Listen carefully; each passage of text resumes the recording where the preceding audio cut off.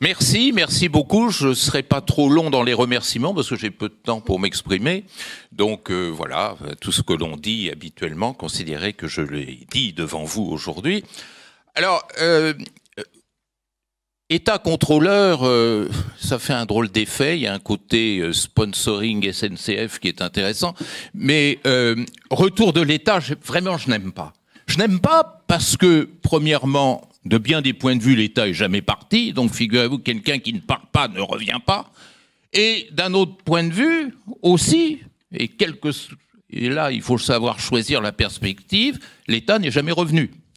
Et puis enfin, comment peut-on, moi ça c'est quelque chose en 45 ans de carrière que je n'ai pas pu résoudre, comment peut-on séparer à ce point l'État de la société? Les imbrications sont telles que le débat devient du coup quelque peu nominaliste, pour dire le mieux. Alors j'ai préféré effectivement raisonner en termes d'intersocialité. Intersocialité plutôt que transnational et transnationalisme. C'est vrai que c'est un concept qui m'avait beaucoup impressionné au début des années 90. Vous en retraciez l'histoire tout à l'heure. J'avais été très marqué par l'ouvrage de James Rosenow qui était sorti en 1991. Ça correspond tout à fait à la chronologie que vous donniez tout à l'heure. Mais finalement, j'abandonne ce concept et je ne l'utilise plus parce que je crois qu'il était trop optimiste. Et c'est d'ailleurs un peu ce qui ressort de nos premiers échanges. C'est-à-dire, transnational suppose une action accomplie de manière autonome par ces acteurs transnationaux. Intersocialité, le concept et, oserais-je dire, le paradigme qui en dérive me paraissent plus modestes. C'est-à-dire, qu'est-ce qu'une relation intersociale? C'est toute relation sociale qui a une pertinence sur le jeu mondial et qui accomplit une part réelle de contrainte sur ce jeu mondial. De ce point de vue-là, la perspective de l'intersocialité me paraît plus modeste. On a parlé beaucoup de modestie ce matin, je crois que c'est nécessaire. Dans la mesure où l'intersocialité, c'est plus un questionnement qu'une réponse. C'est-à-dire comment des relations intersociales, telles que je les définissais tout à l'heure, pèsent sur le jeu international, sur l'agenda international, sur les conflits internationaux. C'est donc une question, et c'est une question que la recherche empirique doit savoir traiter pour apporter des débuts de réponse. Deuxièmement, cette question, et c'est peut-être là l'ambiguïté et les malentendus qui se sont accumulés, cette question ne s'adresse pas à l'État westphalien. D'abord, je ne sais pas qui a dit, j'aimerais bien qu'on me le dise, qui en sciences politiques a dit que l'État allait disparaître. Moi, je n'ai jamais lu ça, sous la plume de personne. Et James Rosenow lui-même était un spécialiste de la politique étrangère des États. Pourquoi aurait-il dit que les États avaient disparu? J'ai jamais vu ça. C'est un mythe, cette histoire. C'est une fake news, cette histoire. Donc, de toute manière, la question ne se pose pas par rapport à l'État westphalien, mais à quelque chose que l'on oublie beaucoup plus couramment, qui est le système westphalien. Le système westphalien, c'est ce système international que quelques États occidentaux qui venaient de naître d'un certain point de vue ont défini à la faveur d'un certain nombre de congrès, mais aussi à un certain nombre de pratiques. Je pense, en termes de congrès, celui qui a marqué et permis de conclure la fameuse paix de Westphalie, c'est pour ça qu'on appelle ça le système westphalien.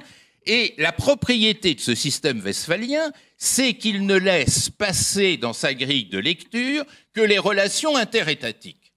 Donc, l'intersocialité est une critique, non pas de l'État westphalien, mais du système westphalien, considérant qu'on ne peut plus faire une analyse de relations internationales en ne regardant que les rapports interétatiques. Ça ne veut pas dire qu'il ne faut plus regarder les rapports interétatiques. Ça ne veut pas dire que les relations interétatiques ne comptent plus. Ça ne veut pas dire que les relations de puissance ne comptent plus. Ça veut dire, et dans le parfait prolongement de ce qui a été dit tout à l'heure sur l'Afghanistan, que si les rapports de puissance continuent à être, les rapports de puissance ne sont plus l'explication exhaustive des phénomènes internationaux.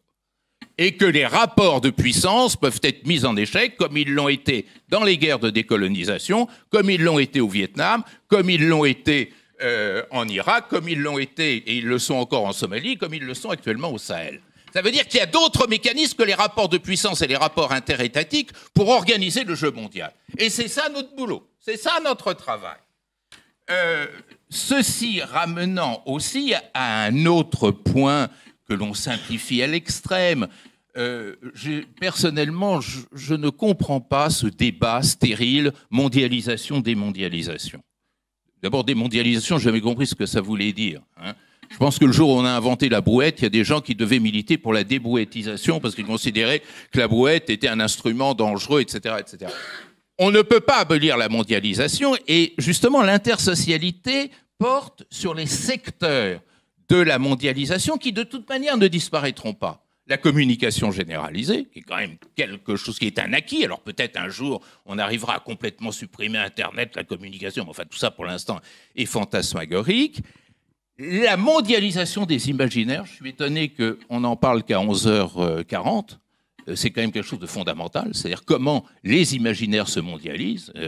Vous allez vous balader, moi ça m'avait beaucoup frappé, dans le bidonville de Lagos, eh bien il y a une mondialisation des imaginaires de ces pauvres gens qui habitent là, qui sont d'ailleurs pour la plupart des Béninois, et qui regardent en 36 directions, et qui ont surtout une connaissance du monde telle que l'on peut l'avoir par exemple dans l'Afrique d'aujourd'hui, où 400 millions d'Africains sont connectés. Bon. Donc il y a une mondialisation des imaginaires, ça non plus vous ne le supprimerez pas. Et puis, bien entendu, troisième élément, l'interdépendance généralisée. Là non plus, vous ne la supprimerez pas. On parle de nouvelle guerre froide entre les États-Unis et la Chine, mais on oublie de dire que les investissements américains en Chine, c'est 150 milliards de dollars par an, et que l'interdépendance entre les deux économies fait que je ne vois pas comment il pourrait y avoir une guerre froide, renvoyant à un temps où entre l'URSS et les États-Unis, il n'y avait pas beaucoup d'interdépendance économique. Donc, tout ceci nous permet, je crois, de centrer l'analyse, l'intersocialité, nous permet de centrer l'analyse sur 4 points. D'abord, comment la structure sociale internationale vient modifier le jeu mondial. C'est ce que j'appellerais la tectonique des sociétés. Deuxièmement, comment les mobilisations sociales ont nécessairement un effet sur le jeu international.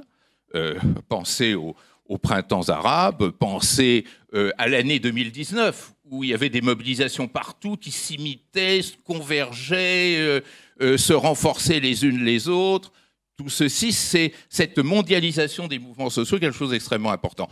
Troisièmement, les enjeux mondiaux, c'est-à-dire montrer comment aujourd'hui ce qui domine le monde, c'est pas la sécurité internationale au sens classique du terme, mais c'est les enjeux globaux que le PNUD a très bien énumérés, les enjeux de sécurité humaine, alimentaires, sanitaires,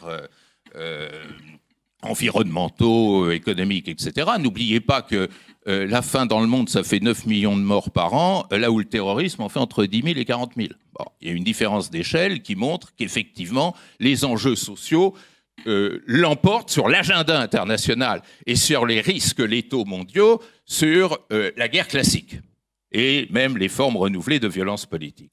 Et enfin, les acteurs sur lesquels je reviendrai. Alors, ça permet d'arriver enfin à votre contrôleur. Tout ceci ne nie pas l'existence de l'État. Je ne sais pas où on a été chercher ça. Hein. C'est parce qu'on veut dire qu'on ne veut pas de l'État, ce qu'il faut, qu'on a imaginé cette idée. Ce qui est intéressant, c'est que dans une perspective d'intersocialité, on arrive peut-être à faire 3 choses. D'abord, à expliquer la résistance de l'État. La résistance de l'État, c'est un phénomène sociologique comme tout le reste. Pourquoi l'État résiste? Et l'une des raisons, à mon avis, les plus importantes, et qu'il faut méditer notamment à propos de cette crise pandémique, c'est que l'État résiste parce que les acteurs de l'État ont besoin de nier ou minimiser cette intersocialité pour garder l'essentiel de leurs ressources symboliques et matérielles. Et c'est ça le grand enjeu. C'est-à-dire cette réappropriation des grands enjeux mondiaux de manière à ce que ceux-ci n'échappent pas, ne serait-ce que partiellement, au contrôle politique. Et voilà la pertinence de votre concept de contrôle. Deuxièmement, on peut la décrire. Et ça, c'est très intéressant. Pendant toute la pandémie, je me suis intéressé à la description de cette résistance de l'État. comment peut-on la caractériser? 3 ou 4 caractéristiques. Première caractéristique, renationaliser des enjeux globaux. L'enjeu Covid, c'est un enjeu global, qui n'a de solution que globale. La stratégie quasi unanime de tous les États dans le monde, je dis quasi unanime parce que je ne sais pas bien ce qu'a fait Samoa ou Nauru dans l'affaire, la stratégie des États, ça a toujours été de nationaliser cette question. Et la nationalisation, ça a été la guerre des masques, ça a été la guerre des vaccins, ça a été la guerre des statistiques, toute une série, effectivement, de clausewitzisation, difficile à dire, hein, clausewitzisation de la question sanitaire. Ce qui est totalement... Alors, j'y reviendrai tout à l'heure. Deuxième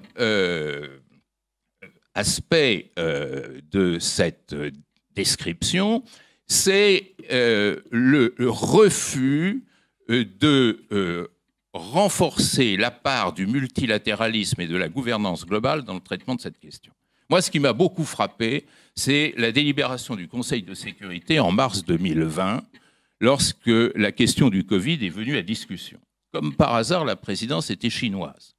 La Chine qui se présente comme le champion du multilatéralisme aujourd'hui. Le président chinois du Conseil de sécurité a fait tout ce qu'il a pu pour qu'il ne sorte pas une résolution robuste du Conseil de sécurité.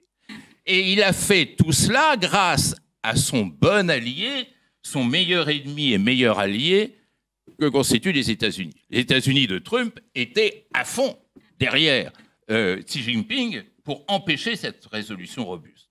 Il a fallu chercher des pays intéressants à étudier, qu'il s'agisse de l'Allemagne ou de la Tunisie, pour voir à l'Assemblée générale une tentative d'aller plus loin.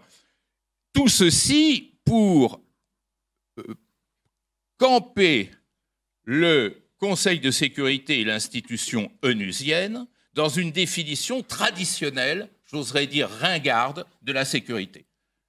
Vous savez que lorsque la question climatique est venue en discussion au Conseil de sécurité, en 2019, c'était la 3e ou 4e fois qu'on parlait, et seulement la 2e, 3e ou 4e fois qu'on parlait de climat au Conseil de sécurité, le délégué russe, sans rigoler, parce que généralement ça ne rigole pas, un délégué russe, a dit se saisir des questions climatiques au Conseil de sécurité est non seulement inutile, mais contre-productif. Je ne vous raconte pas la tête du délégué des îles Maldives lorsqu'il a entendu ça.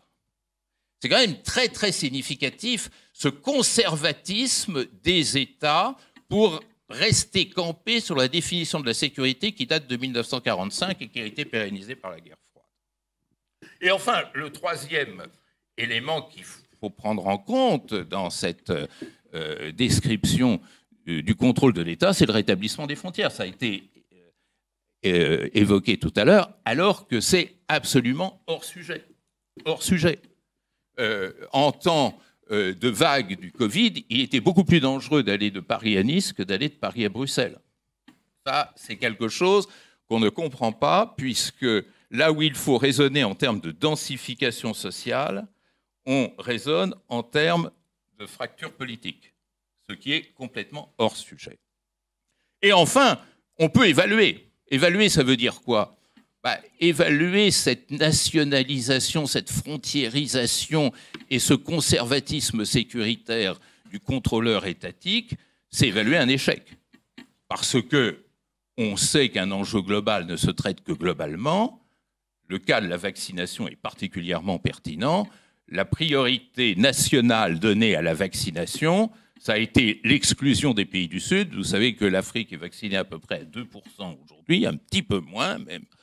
Et cela veut dire non seulement quelque chose de scandaleux sur le plan éthique, mais quelque chose de stupide sur le plan utilitaire, puisque, évidemment, cela favorise la fabrication de nouveaux variants, enfin on nous le dit suffisamment, je n'ai pas besoin de vous le rappeler, et donc est largement contre-productif.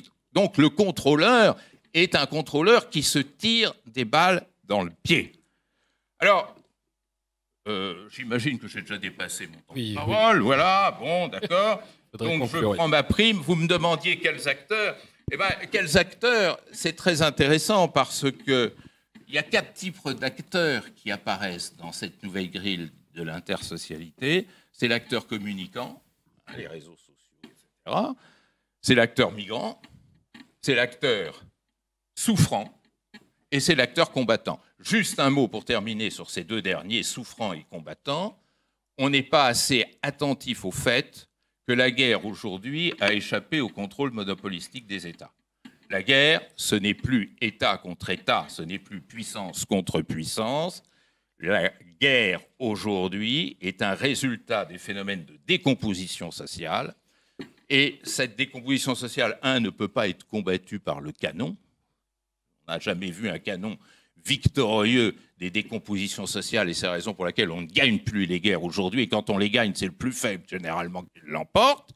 Et ça veut dire également qu'il n'y a pas de solution au conflit actuel sans rôle premier donné ou redonné à l'acteur local.